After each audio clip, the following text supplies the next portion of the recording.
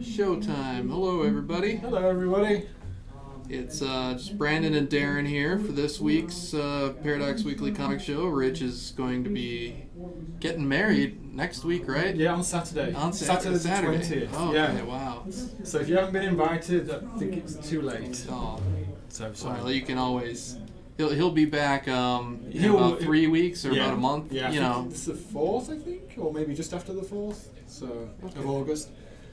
And he'll tell you all about it, I'm sure. So in the meantime, it's pretty much going to be probably just me and Darren. Maybe getting some other staff in here to join. Do you think Eric would be up for it? Yeah, I think Eric should be on the show. Definitely. We did a podcast with him last, I think it was Thursday, and he was really good. Oh right, yeah. That I slept through. That's okay. We understand that Yeah. you're a busy guy. You work nights. Yeah, I work overnight. Yeah. So yeah. All right. So yeah, welcome to the Paradox Weekly Comic Show. Your home for news, reviews, previews, and buy the new comics. And we don't really showcase back issues on here. We definitely should get on that for I keep talking about not Age of X. House of X. House of X. House of X. Powers of X. We should definitely do like a showcase of the some key issues. Yeah, because that's something I'm not super good on. Is X-Men history. Rich is definitely more knowledgeable than I am. Yeah, Rich definitely is the man to talk to. But he's gone, so we should try to scramble and get that stuff going sometime. Yeah. All right, so some pretty cool comics came out last week.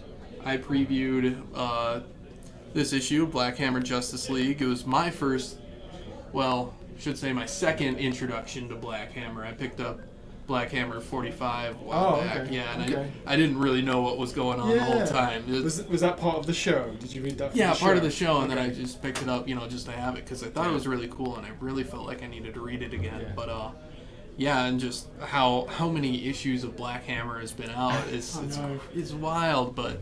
And this is one guy writing these books. Yeah, just Jeff Lemire. Yeah. And it's Michael Walsh doing the art for all all of them as well. Or it is for the one? Justice League.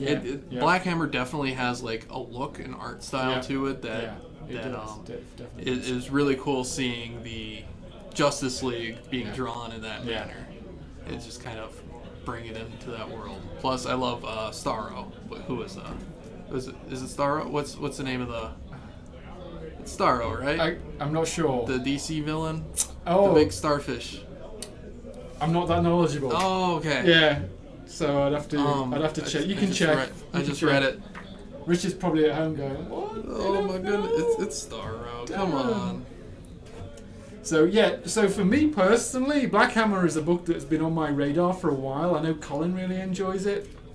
And I finally read the first volume of the very first volume. And because I knew this was coming out, and for some reason it made me more excited about it.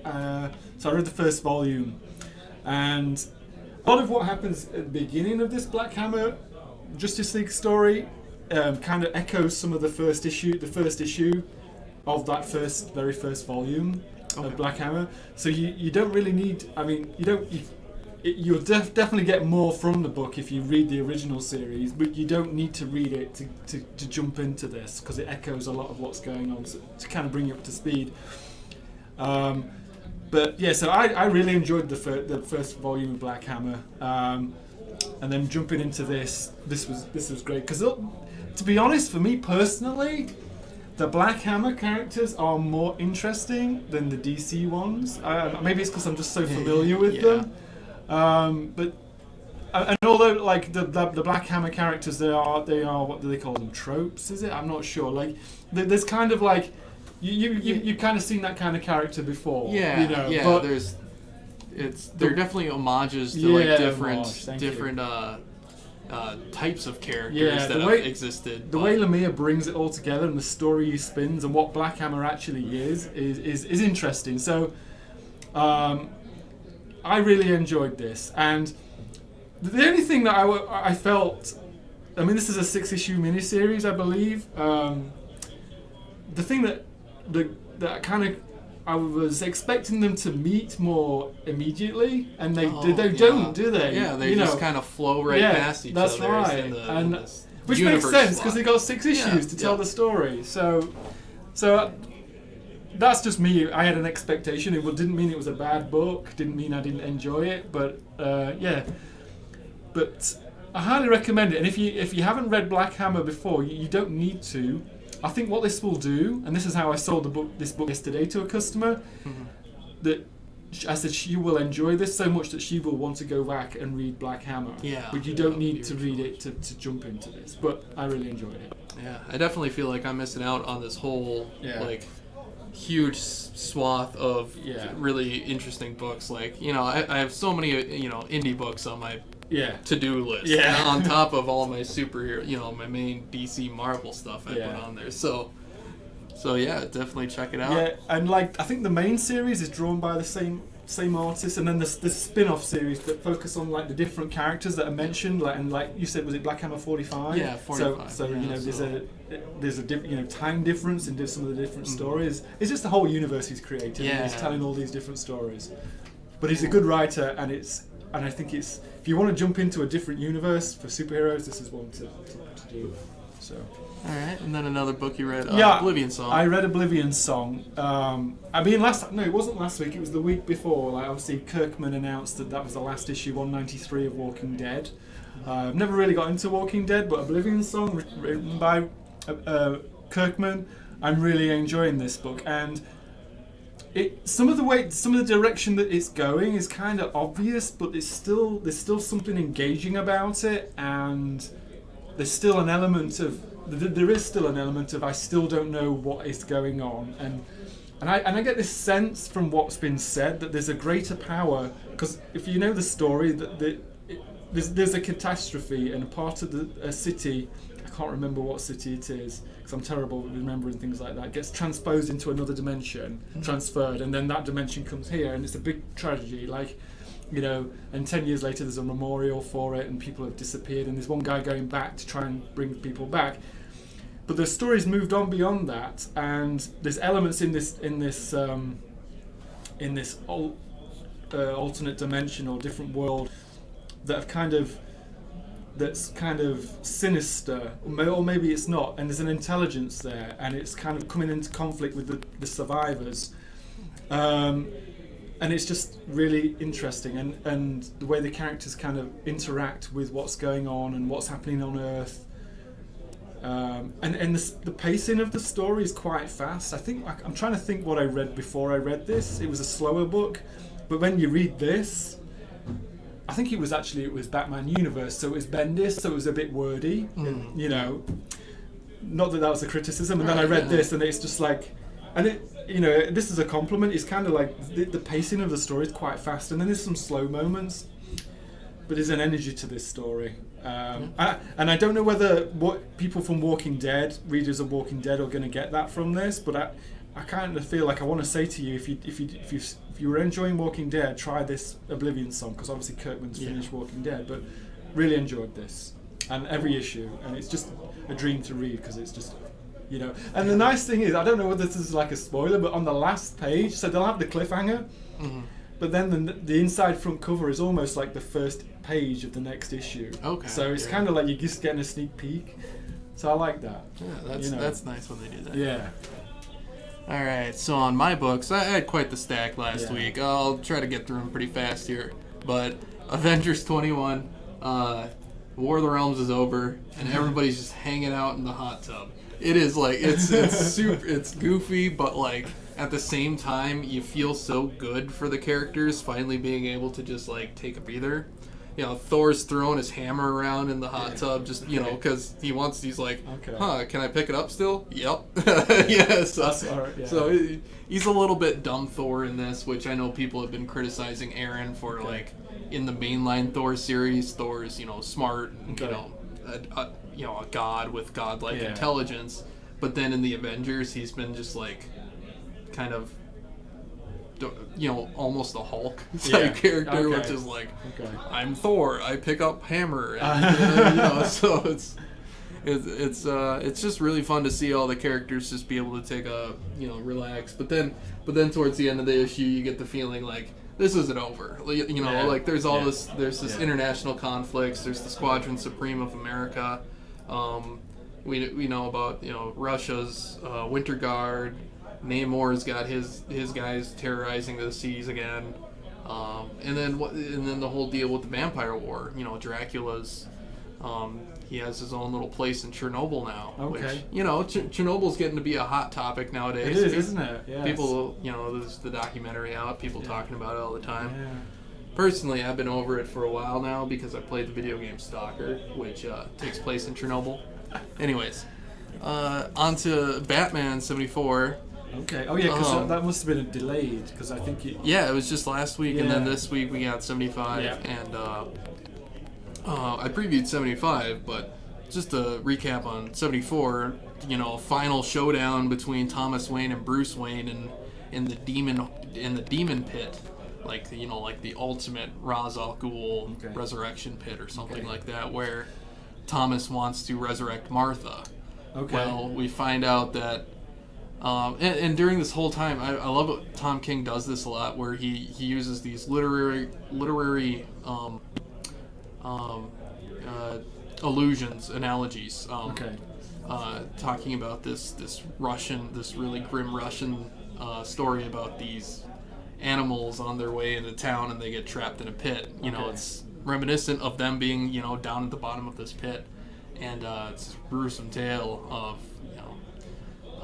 just outsmarting one another, and that's what we see here. We see Bruce Wayne outsmart Thomas Wayne, bearing Martha Wayne's body out in the desert, filling the casket up with rocks. So then while Thomas Wayne was asleep, so then they finally get there and it's just, it's nothing in the casket. So that would be the big spoiler here. It didn't seem right to resurrect Martha Wayne, so this is Tom King's way of saying we're not going to get a resurrected Martha Wayne. So, and then Black Panther 13. This is the issue I've been waiting for so long. We're finally getting to see the the crossover, maybe a bit more like what happens with the how this is tied into the current Marvel universe. T'Challa, he just takes ownership of his fellow Maroons while they're having some internal struggles with the Empire or whatnot. Okay. And he's getting some of his memories back, and he's scanning for Earth. Okay. So this is in the intergalactic Empire of Wakanda. He's lost all his memories, and he's finally getting his memories back. I think with a little bit of help with Bast, the Panther goddess, and so he's finally come into contact with Earth again, and now it really feels like the series is going to ramp up. Because I'm not going to lie, it's been a pretty slow burn so far. I think it was just trying to establish this massive, sprawling, Empire of Wakanda in the galaxies, far, far away, and you didn't know, if it was a long, long time ago or far, far in the future or current. So it looks like it's somewhat current with the Marvel universe, not one-to-one as like the Avengers and the War of the Realms line or anything like that. But and then speaking of War of the Realms, Thor number 15 is definitely like a War of the Realms epilogue, along with War of the Realms Omega. I will say, War of the Realms Omega, not like the most important book to pick up in War of the Realms. Okay. It just ties up some loose ends and gets you hyped for the next. We got Valkyrie, the Loki book that I previewed this week. Yeah. We get to see Malekith's Just Desserts. I will. I don't want to spoil it, but at the same time, I did say it's not the most important thing. But if you want to see what happens with Malekith, you got to pick this book up. I'll say. Okay.